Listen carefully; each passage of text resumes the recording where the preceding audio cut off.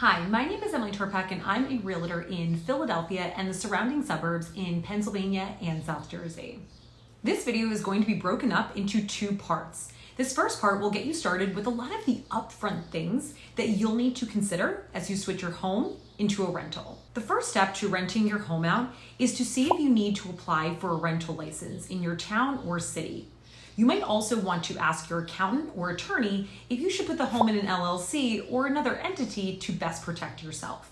But typically, they say you shouldn't keep your rental property in your name for liability purposes. You'll also want to look into changing your homeowner's insurance policy. Right now, it's set up as a primary residence, but you'll want that updated now that a tenant will soon be occupying the home.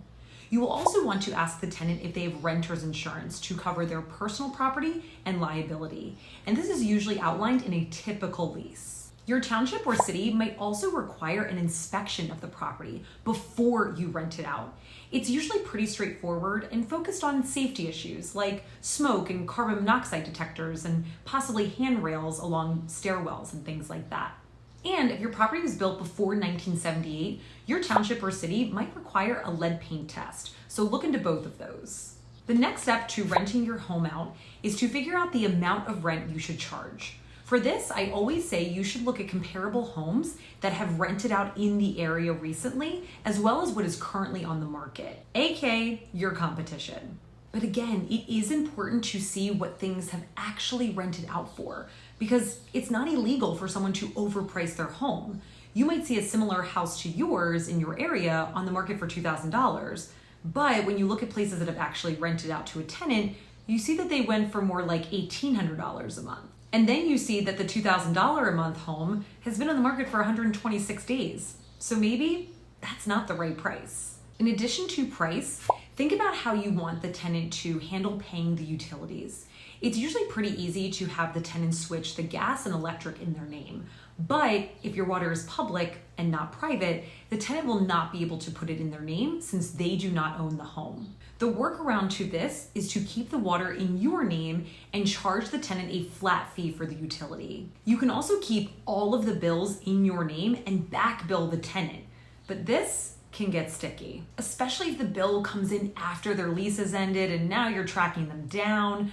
Personally, I would avoid this. Allowing pets is another thing to consider. Some landlords are okay with dogs and cats, while some are only okay with one and not the other. Not allowing pets will just reduce your pool of potential tenants. But if you're concerned about damage, you can always charge a non-refundable pet deposit or monthly pet rent that gets added to the tenant's regular monthly rent. Before you list your property for rent, you'll want to familiarize yourself with the Fair Housing Act. This states that landlords can't discriminate against race, religion, sex, familial status, or if they have a disability. You don't need to have a lawsuit on your hands, so read up. Now you're ready to market the property. My suggestion is to spend the money for professional listing photos. Depending on how many photos you need, it can be anywhere between $100 and $200, but they will show the property in the best light. And remember, you can use these photos again and again and again. Think of it as an investment in your rental property. You'll also want to put together a detailed listing description, or your agent can do this step. But be sure to include what the laundry situation is, aka is it in unit or shared among the other units? And if you'd like to reduce the amount of inquiries you get from subpar candidates, I would also mention the base credit score and monthly income minimum that you're looking for. Typically, landlords are looking for a lease of 12 months or longer. You might have a potential tenant who asks if they can do a 24-month lease. And although that sounds super tempting, you don't know them as tenants yet.